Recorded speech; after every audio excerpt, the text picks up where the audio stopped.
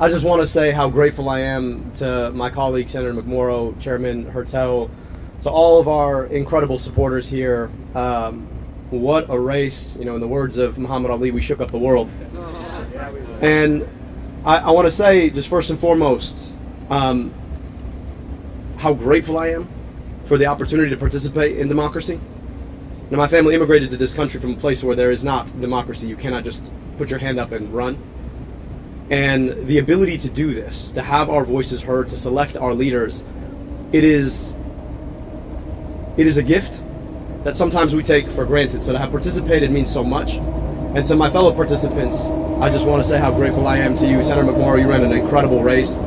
You fought to end the corporate corruption in our politics. You took on the power of AIPAC. You were willing to speak truth to a level of power that sometimes is unbeatable. And I just want to say thank you and how grateful I am to have your support here today.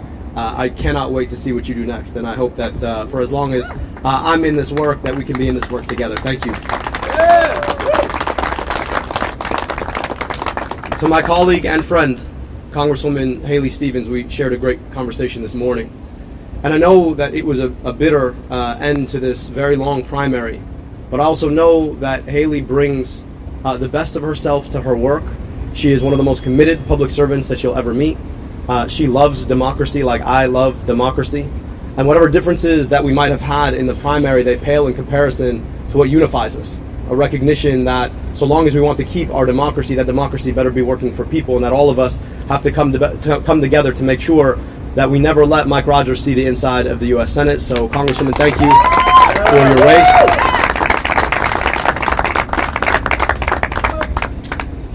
And I have to say a few more thank yous before we talk about where we're going next. First, I got to thank my wife, Sarah. I really, when we decided to jump into this race, I knew that it was going to be tough for me, but I also knew that it was going to be particularly tough on our family. And the fact that she held it down alongside her medical practice, alongside making sure that our daughters didn't experience this without thinking life was just normal. That takes just an extraordinary amount of effort and sacrifice. So I just want to say how grateful I am to you, love, and I'm so honored and thankful that we get to continue this. 20 years on has been a hell of a ride. I owe her a 20th anniversary on our 21st anniversary because we definitely didn't get one of those this year. To my daughters, I know that they're not watching, but you know, I wish this meant I get a little bit more time with you, but give me 3 more months. To everybody who put their shoulders into the work, anybody who made a contribution, who knocked on a door, who made a phone call, who put yourself into this democracy, who gave us your stake in democracy, this movement, this moment is for you. And I just can't say how grateful I am to have earned the votes that we got. We took on a machine. You're not supposed to be able to beat $70 million of outside spending, a record amount of money spent in a campaign against a Democrat in a primary in any campaign. You're not supposed to be able to beat that. And what we showed is that the power of our many is greater than the power of their money. What we showed is that if you're willing to build a movement brick by brick, if you're willing to go and travel your state and have the conversations in rooms big and small, starting in moments when people aren't even paying attention to an election, but are paying attention to the price of gas and the price of groceries and the price of housing and the price of healthcare, that you can build a conversation that builds into a movement that defeats Goliath. This is what you all showed. And my hope is that our democracy will never be the same. So when Big Pharma and Big Tech, when DTE and Blue Cross come a knocking saying, you know what, this is our democracy and we're going to own it, from here on out we can always point and say, no, this is the people's democracy and we will always own it.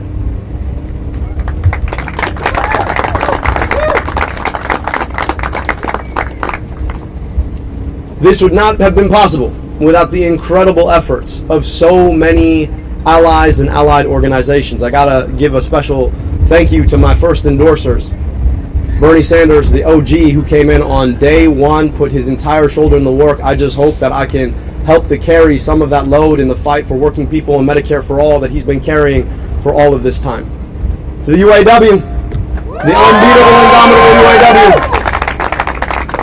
As a son of immigrants, son of a father who came to this country to build cars, I gotta say that this is still the best place in the world to make an automobile, and that is because of the Fighting UAW. But it's also the best place in the world to build a family because of the Fighting UAW. And our work is about making sure that the folks who want to sell our democracy off to corporations and special interests don't get to take that away, and I stand in lockstep with our UAW sisters and brothers. To the AFT, the National Nurses United, the AFGE, the AAUP, thank you so much for your work. To all of the advocacy organizations who made this possible on the ground. Folks like the PCCC and Move On, folks like the Working Families Party, all of the constituency organizations who knocked on doors and made phone calls, thank you so much for putting your shoulder into the work. I also have to thank all of our endorsers, 300 strong, who came in, spent their time with us, came from just down the street or came from across the country to talk about what it looks like to build a movement of the people, by the people, and for the people. I want to say how grateful I am to you. We built this campaign brick by brick.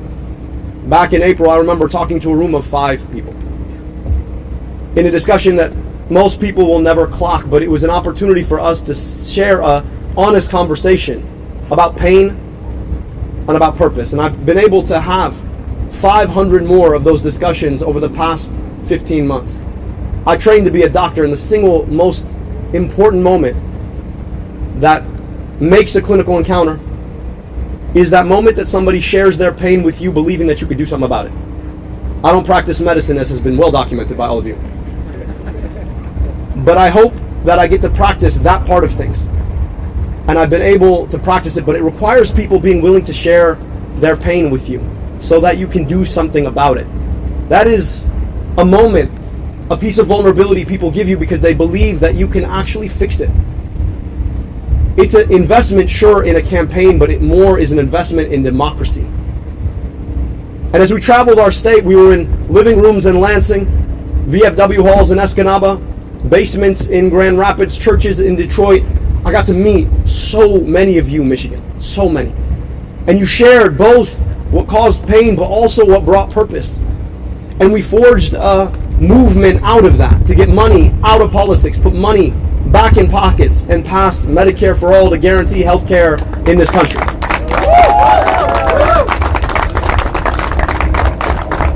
And for our troubles, the corporations, the special interests, who would rather get to decide who our elected officials are than let us decide who our elected officials are, they spent an unprecedented amount of money to beat us. Attack ad after attack ad after attack ad after attack ad. Wall-to-wall ads. But it turns out that the commercials are the part of the television show most people don't want to watch. It turns out that you can spend as much money as you want on lies, but it doesn't make them true. It turns out that when you're able to reach out and dignify somebody's pain, people remember that a lot more than a 30-second ad played on a loop on television. And it turns out that when the people want something in this democracy of ours, the people can get that thing if we're willing to do the work of that. And that's exactly what Michiganders up and down the state showed. 12,000 volunteers knocking nearly 10,000 doors a day to defeat an unprecedented amount of outside money, $70 million. But right now, as bitter and as divisive and as cynical as the campaign against us might have been, I want us to realize that there is so much more that unites us now. Because the campaign that Mike Rogers and Donald Trump and their GOP MAGA allies are launching is already more bitter. All you got to do is look at the ads you're already watching on TV, started today. You know, they think that you want to use my whole name against me. Mike, listen, man, if you can't say the name, it's Abdurrahman, keep the name out your damn mouth. I'll be happy to give you lessons. But they understand that the only way that they think they can win is to drag us into the mud, to believe the worst about each other, to believe that what divides us is bigger than what unites us. They want us to think that the reason some of us ain't got is because of other people got. But it turns out that the reason so many of us ain't got is because of the system that has corrupted our politics to take it away from us. And that is the thing that we are taking on now. That movement to get money out of politics, put money in your pocket, pass Medicare for all, it is a big movement. So if you supported me or you did not support me, if you voted for Vice President Harris in 2024 or you voted for Donald Trump, if you believe like me that you ought to be able to afford your groceries, if you believe like me that you ought to be able to afford your home, if you believe like me that your tax dollars ought to be invested in you rather than sent somewhere else, if you believe like me that a government of the people, by the people, and for the people is our birthright in this country, if you believe like me that we have a responsibility to stand up and walk with our union so that everybody has collective bargaining rights in this country, if you believe like me that you ought to have the guarantee of good health care in this country without some corporation trying to tell you what you cannot have and should not fight for, I hope that you'll join this movement now.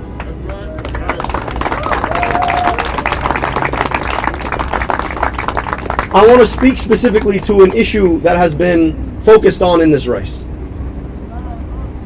To my Jewish American sisters and brothers, one of the most indelible memories of this campaign will have been the opportunity to break bread with you at Seder, to worship with you at Shul, to be embraced by you.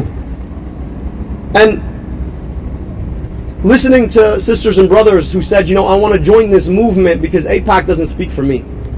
Because I understand that self-determination for one people does not require the quenching of self-determination for another people.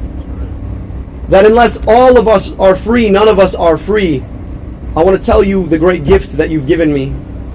And to all of my sisters and brothers of the Jewish faith, or any faith at all, or no faith at all, I want you to know that my commitment to your safety, my commitment to Jewish safety, is the same commitment that I have to the safety of my own daughters.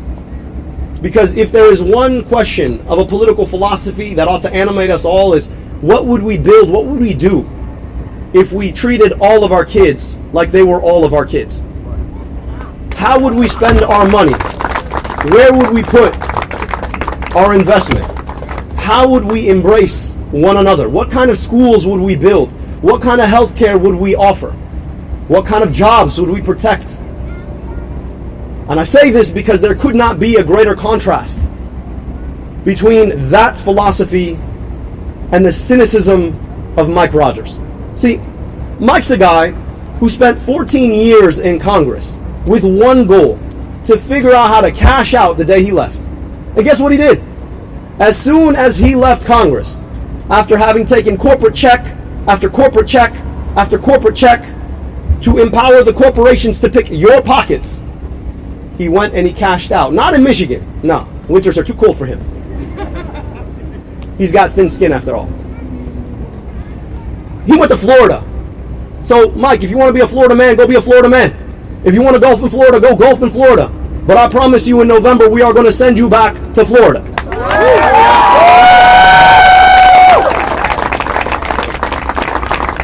Mike Rogers is the guy who wants to put a data center in your backyard so he can make himself feel a little bit more manly by making an AI video.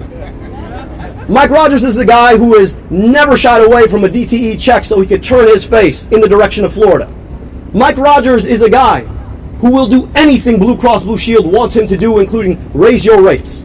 Mike Rogers is a guy who introduced legislation to increase the flow of opioids. He did that while I was in high school. Mike Rogers is a guy whose politics and vision and perspective are old. Mike Rogers is a guy who has never shied away from a corporation he could do a favor for. Mike Rogers is a guy who, believe it or not, went back to Florida so he could lick every single boot Donald Trump owns to beg for his endorsement. I'm so sorry. If you want a senator who's going to lick some boots, fine, go vote for Mike Rogers. But if you want a senator who's going to stand up to Donald Trump, then you've got your option right here. And what's funny about Mike Rogers is that he's like the worst of all versions of the Republican Party, right? He's the worst of the neocon version. I mean, He was in the House during the entirety of the Iraq War. He left because he got tired of it. And then he swore up and down he could never support Donald Trump until, of course, he was licking Donald Trump's boots. So now he carries the burden of both of those things. Is he MAGA? Is he neocon? Nah, man, he's just a corporate sellout. So, Mike, I'm going to say right here, I know you're going to say no because you're a coward. 5 debates, all right? Yeah. If you're willing to stand with me and have a conversation, you and I both know that you will wither in front of your own crimes. But I'm going to make sure Michiganders know about them. Because at the time we're done, you are not going to have safe quarter from people holding you accountable to what you've done for them here in Michigan. We will send you back to Florida where you belong. 5 debates. I'm hoping for an answer today. It's going to be a lot of fun, my guy. But I want to finish here because it's not about Mike Rogers. It's not even about Donald Trump. It is about who we are as a country. I worked in that building right there. In fact, you could see the window of my former office. And there are moments I had to pinch myself because my story in America is about as unlikely as it gets, but for an accident of history that allows my dad to immigrate to Detroit to go to Wayne State University. I was supposed to be a cab driver in Egypt, like my cousins. I would spend a lot of my childhood summers in Egypt. I'd spend them there with a front row seat to what my life should have been. Except for I got to be born in America, where I got vaccinated against diseases that killed an aunt and uncle I never got to meet. They died before their first birthday. I got to go to amazing public schools, an incredible public university. I got my medical education paid for by a public agency at the NIH. That's what America gave me. Now, the crazy thing is I grew up not 20 minutes from here. And in traveling 20 minutes, I travel a 10-year life expectancy gap. I got to meet kids who never got the opportunities I got, despite the fact that their families had been here far longer than me.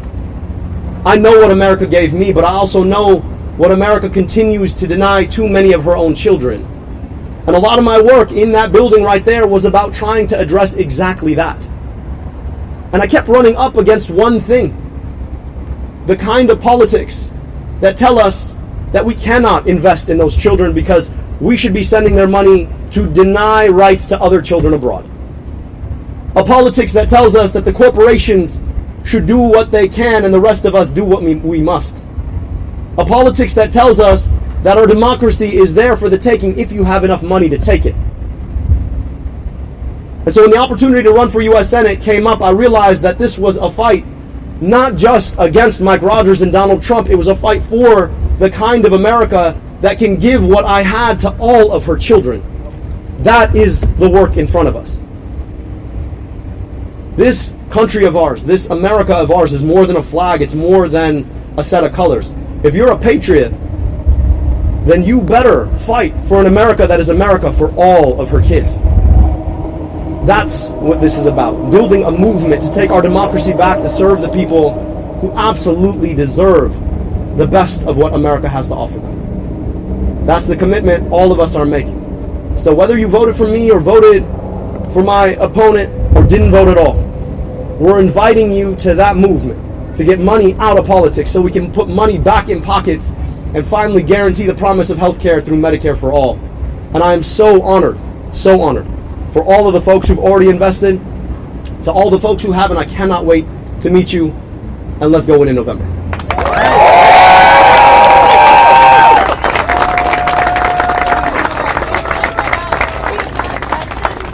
Hands up for a question, please, and say your name and outlet when called on. Start here. Joey with the Associated Press. You mentioned that you spoke with ICC earlier. Can you talk a little bit about what was said, if she indicated whether she would be endorsing you? She will absolutely be endorsing us, and she will be fighting alongside us to make sure that we defeat Mike Rogers and win the future in November. Questions? Looking for locals. Go here. With CNN. This was a very tight race, perhaps closer than you had hoped or expected, about 15,000 votes right now between you and Haley Stevens. Does the fact that this was such a tight race make it more difficult for the Democratic Party to unite and also reach out to those swing voters who might be looking and seeing, well, Democrats couldn't even agree on their candidate? Well, I'd love to get others' perspective on this, but let me give you mine. You heard about the historic turnout. Sometimes, intra-family squabbles are the biggest ones. But we all know that when we walk out the house, we stand united. And sometimes we got to have it out about the conversation about who we are and who we want to be. And I think I'll tell you that the things that unite us are so much bigger than the things that divide us. If anything, when you've got 500,000 more voters who came out to be a part of a process to pick a nominee, that means that their voices have been heard. And we're going to build a movement that reaches out to everybody. I know not everybody's going to agree with me on everything. That's not how this works. But I do know that they agree with me on the need to beat Mike Rogers, and the need to hold Donald Trump accountable, and the need to provide people health care, and the need to address the affordability crisis that is making it so that all of us struggle simply because we want to pump gas or go to the grocery store, and the need to stop fighting stupid wars we should never be fighting. There is so much more we agree on. So I'm looking forward to unifying together. The Congresswoman and I, the Senator and I, we've had some great conversations about where we go from here, and we cannot wait to come together and win in November. Dr. El-Sayed.